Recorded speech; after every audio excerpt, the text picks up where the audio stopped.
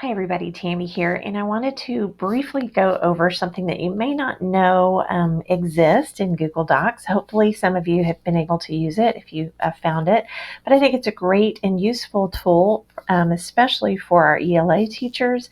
So we're talking about Google Docs and editing mode, and that's the default when you go into a Google Doc.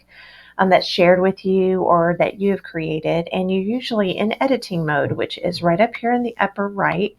That's the default, and you're able to edit and make and type out changes as normal. However, there is a cool mode called suggesting, and if you haven't used it before, I suggest that you try it. So if you click on suggesting, so say a student has created a Google Doc and they have shared it with you, or they have turned it in and now you have access to it, and you can get in there and make some suggestions, but it doesn't overwrite. It just brings some things to their attention that they can either accept and change, or they can reject and move on. So now I have it in suggesting mode, and once again it's up here in the upper right, and viewing just means you're just going to see it. You're not in editing mode.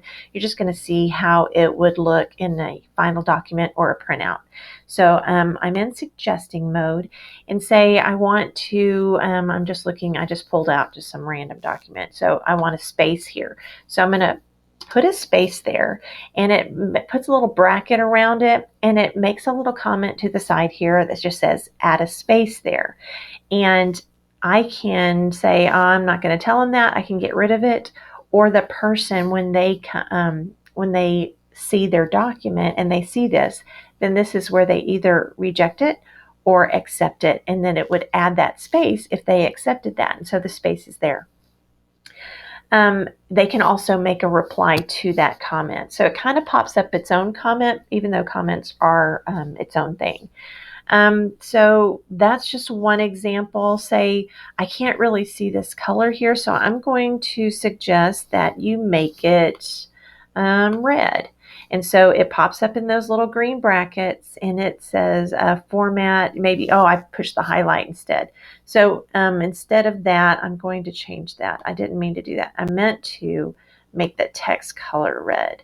And so it's going to say format the text color, and this is what I'm suggesting. And then they can reply to me after I made that suggestion, or they can accept it, or they can reject it right there. So it's a great way for you to go in and make some suggestions to a student in their writing, and kind of makes it a more collaborative. So you're not typing over them. You also still have the, I'm going to change that. You also still have the opportunity to make a comment. So I'm going to, let's just say I will highlight this part right here, and then I want to hit the add a comment, and so it's going to pop up over here, and I can add a comment. I would just say consider rewording,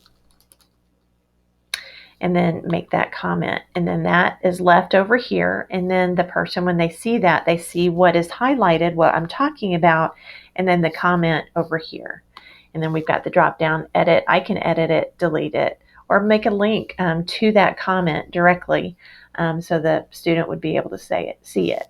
So we can mark as resolved, and then that goes away, and the comment is gone. So when they've resolved it, they would just hit that check mark. It's resolved. They addressed the comment that you made. So again, we've got suggesting mode up here, and we've also got the comments. After you highlight something and then you hit comment, it will put the comment right about the same level as what you highlighted. So I hope that helps. Play with that. I look forward to hearing how you may use that in your classroom, and making writing better and a more collaborative effort to strengthen their writing skills. So I hope that helps. Thanks.